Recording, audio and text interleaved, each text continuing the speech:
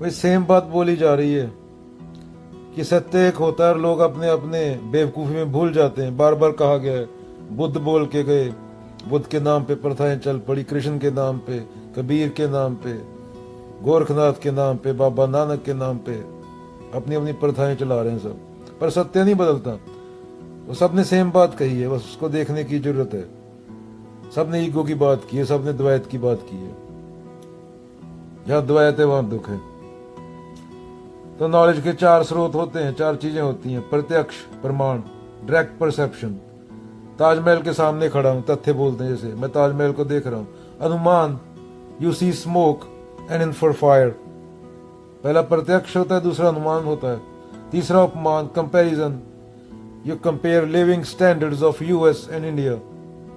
चौथा होता है अगम, tradition, great sages over the ages have declare the same truth. Krishna हो, बुद्ध हो, ऋषि उपनिषद के हों या लाओजू हो, बात सेम बोली, पर हम मूर्ख हैं, हमें समझ नहीं आती। हम चप्पल चोर आदमी हैं। हम बड़े लोगों की बातें भी अपने लेवल पे ले आते हैं क्योंकि ईगो को अच्छा लगता है, मुझे तो सब पता है, बड़ी खुश होती है ईगो। पर बड़े लोगों ने ये नहीं बोला कहीं, उन्होंने तो खुद को कुत्ता बोला है, कबीर कुत्ता राम का, मुतिया मेरा नाम। हम उनके ही चार श्लोक याद करके अपने आप को ज्ञानी समझने लगते हैं। यही तो ईगो है, इसी को तो खत्म करने की बात हुई है। चलो दो दोहे कबीर जी के बोल देते हैं। चलती चक्की देख के दिया कबीरा रोए, दो ही पातन के बीच में साबुत बचा न कोई। Kabir sees the grinding stones as a duality that we live in. All around is duality, the play of opposites. That's chalti chakki, gets everyone, no one is safe from its powerful grip. Whoever enters this duality is crushed, no one survives. Kabir cries because rarely, if ever, does one see the oneness, the divinity behind the duality. द्वैत को खत्म करना होता है, सीधी बात है। द्वैत माने दुख, बुरा जो देखण मैं चला, बुरा न मिले कोई, जो मन खोजा अपना, मुझसे बुरा न कोई। खुद को देखना पड़ता है, खुद का अवलोकन। जो खुद का अवलोकन नहीं करता, दूसरे का करता है, वो तो फिर ईगो है ना। लाइफ एक बहुत बड़ा इवेंट है, इसलिए कृष्ण को समझना जरूरी है। तुझे लगता है कि जो लोगों के पास इतना है वो खुश हैं, जिनके पास नहीं है वो खुश हैं, सब तेरी मान्यताएं हैं। Out of infinite number of possibilities में बी इंटेलिजेंट लाइफ एग्जिस्ट। तो ये तेरी लाइफ एक कागज के टुकड़े या कॉमोडिटी या गोल्ड या सिल्वर से बहुत बड़ी है। 60-70 साल है, तेरे को पता नहीं ना नेक्स्ट मोमेंट हो ना हो। तो ये अपने कृष्ण यही बोलते हैं कि अपने मानसिक गिरोह को तोड़। अगर ये कागज के टुकड़े या कॉमोडिटी से संतुष्टि मिलती होती तो तेरे से पहले करोड़ों लोग बाबा नानक बन के चले गए होते, कॉमोडिटीज इकट्ठी करके। जैसे बोलता हूं बार बार, एक बंदर 2 केले खाता है ना, उसको 1 बिलियन केला दे दे, उसको मर जाएगा वो खा के। तो ऐसे ही हम है। तो इन चीजों से परे है लाइफ, इतनी सस्ती नहीं है लाइफ। ये मिली है, ये बहुत बड़ी चीज है। इन धारणाओं जो तुझे गुलामी की ओर, तेरा माँ हो, तेरा बाप हो, तेरा बहन हो, तेरा भाई हो, तेरा रिश्तेदार हो, तेरा समाज हो, उसको क्या करो, विष की तरह त्याग दो।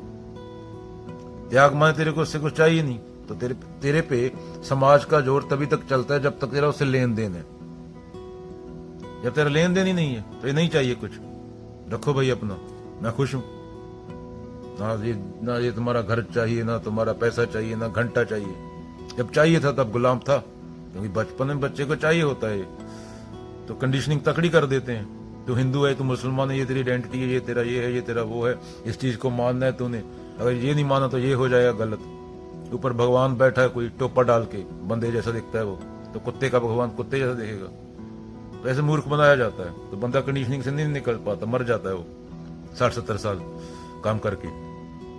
Life is much bigger event than that, out of infinite number of possibility, जहां गिनती नहीं की जा सकती, क्वाड्रिलियन क्वाड्रिलियन क्वाड्रिलियन, तो इंटेलिजेंट लाइफ है। तो कागज के टुकड़े के लिए नहीं है वो लाइफ। अगर तू कागज के टुकड़े इकट्ठे कर रहा है, तेरी बीवी 4 कालों के साथ सोई पड़ी है, तेरा बच्चा ड्रग्स पे, तेरे पास 20 मिलियन अकाउंट में, तेरी लड़की पॉर्न वीडियो बना रही है 5 कालों के साथ, तेरे सर के बाल जड़ गए, 60 साल तूने काम किया, अकाउंट में 10 मिलियन है, अस्थमा की टूटी लगा के सांस ले रहा है तू नाक पे, ये जिंदगी है। अथू मर जाओ इससे अच्छा। तो मरने के बाद तो कोई किसी का रिश्तेदार नहीं है ना, तो उससे अच्छा तो मौत है। ऐसी जिंदगी से अच्छा तो, ऐसी जिंदगी से अच्छा मैं 4 बंदों को ठोक के जेल में बैठूंगा। ऐसी ये पशु जैसी जिंदगी जीने से तुम सक्सेस बोलते हो। मैं तो बाबा नानक को मानता हूं, बेपरवाही। चाह मिटी चिंता मिटी कबीरा, मनवा बेपरवाह जिसको कुछ नहीं चाहिए वो शाहन के शाह। तेरे को सांस दिए, सूरज है, हवा है, चांद है, कुदरत ने फ्री में दिए, तूने उनको भी गंदा कर दिया। लानत है तेरे पैसे पे, कागज के टुकड़े पे, पिछवाड़े में डाल ले इसको।